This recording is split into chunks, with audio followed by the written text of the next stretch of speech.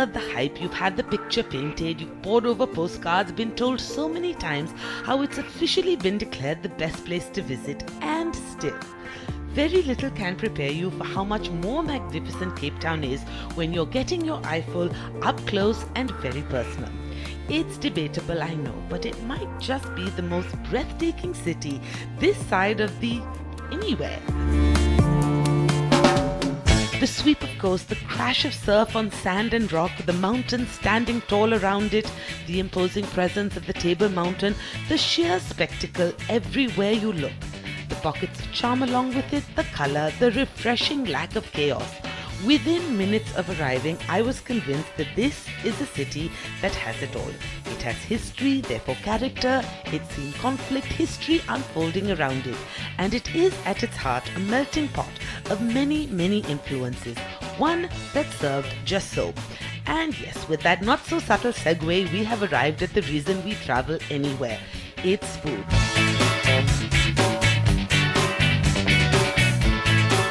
There is much to choose from, much to enjoy.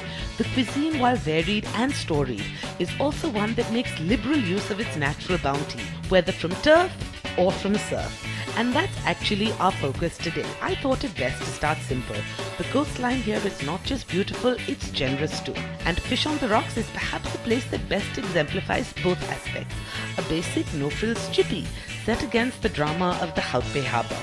I took my seat against it, held my ground against the seagulls, checked out the seals idling in the swell, and then, oh joy, the real measure of any coast seafood is this.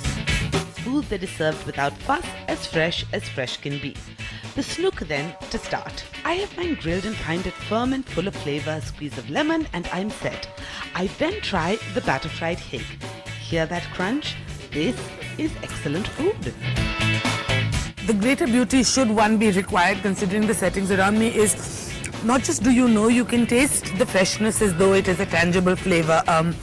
This is just, it's fun, it's cheerful, it's cheap, it's accessible, and it's so, so good.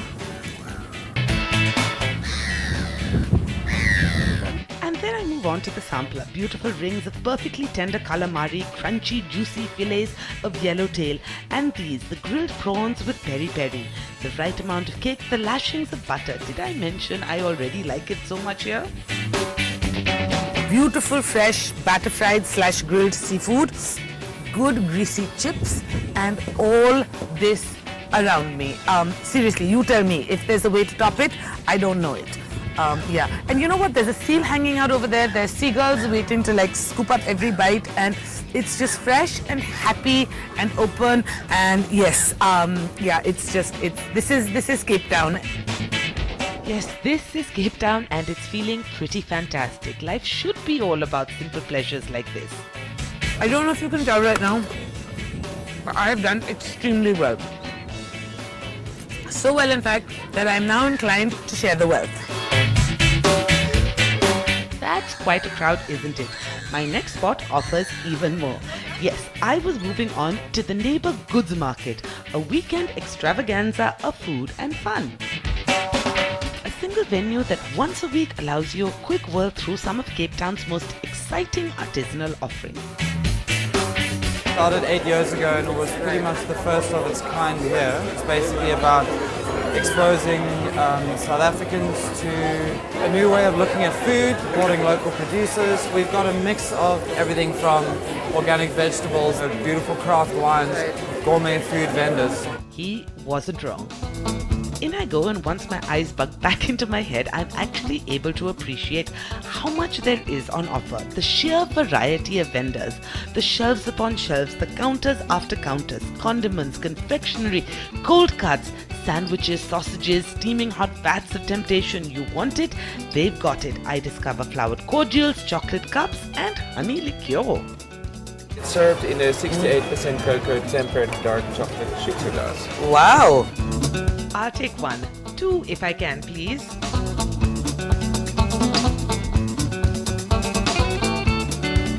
All right, honey liqueur in chocolate shot glasses. Love it. It's going to warm me right up. That's great. That's more than great, but then so much here is the warm, inviting, roasty sense of nuts caramelizing in front of me. The fact that I get to try dim sum, that I give my sweet tooth free rein, that I get to play with bee pollen. It's a thing. And then positively drown myself in barrels bursting with olives and assorted extras.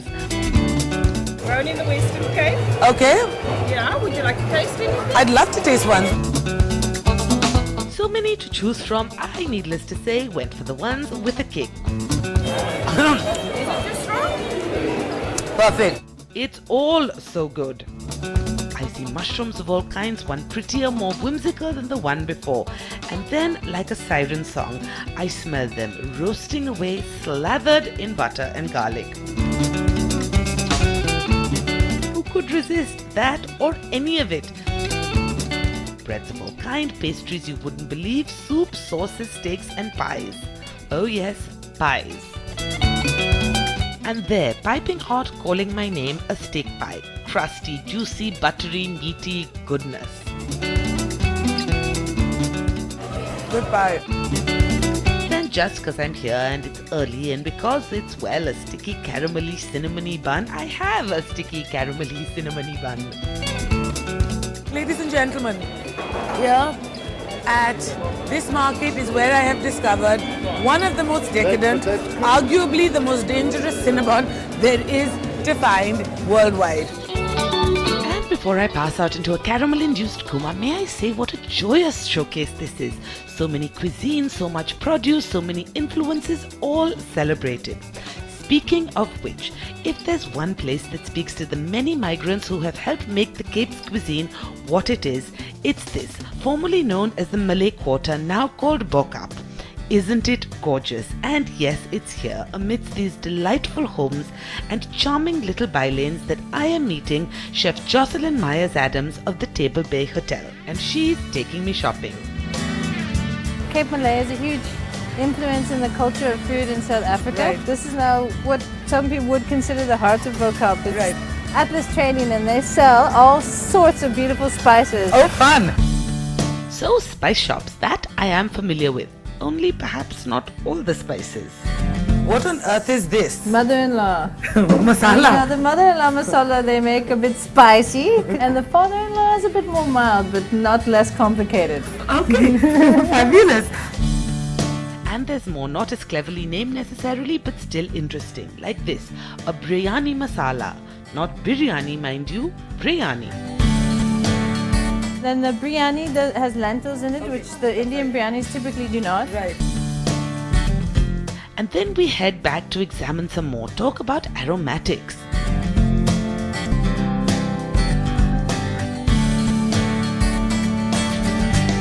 Pickled fish is the pickled fish masala that they use. So these are the spices they use to do that. This is a very typically Cape Malay dish, Right. which is very popular here.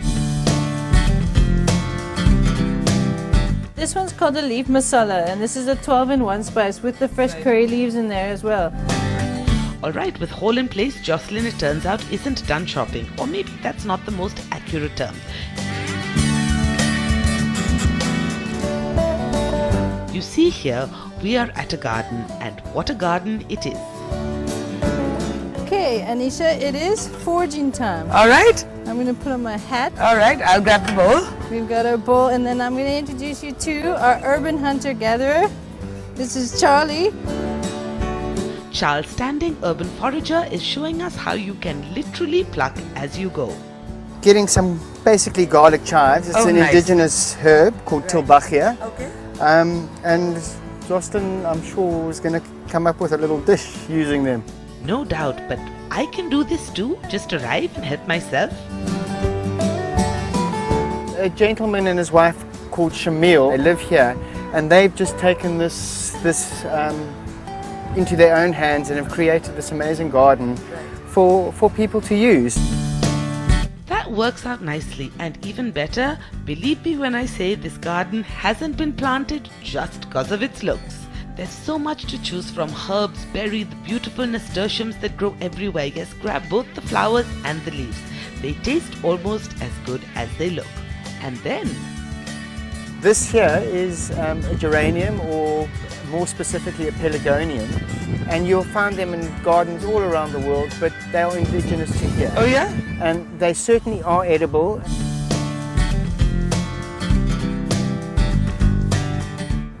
We might use some in a salad, or the leaf I find you can flavor things that are quite mild. You can make a syrup out of it. Try biting that little piece off and then sucking the nectar out. Oh! That's lovely. Yes, safe to say my bowl spilleth over, buds, blooms, seeds and all that's in between.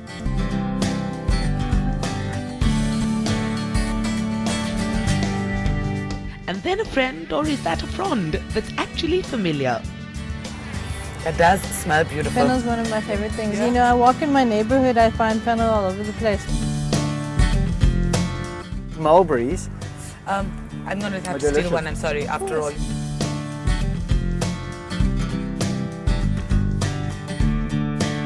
Look at this, more rockets. Oh gosh, okay. Pick a few more pieces. Grab a couple more. It's hard to get onto the next thing, isn't it? Would be, except the next thing is... See, there's something called speck boom. Oh!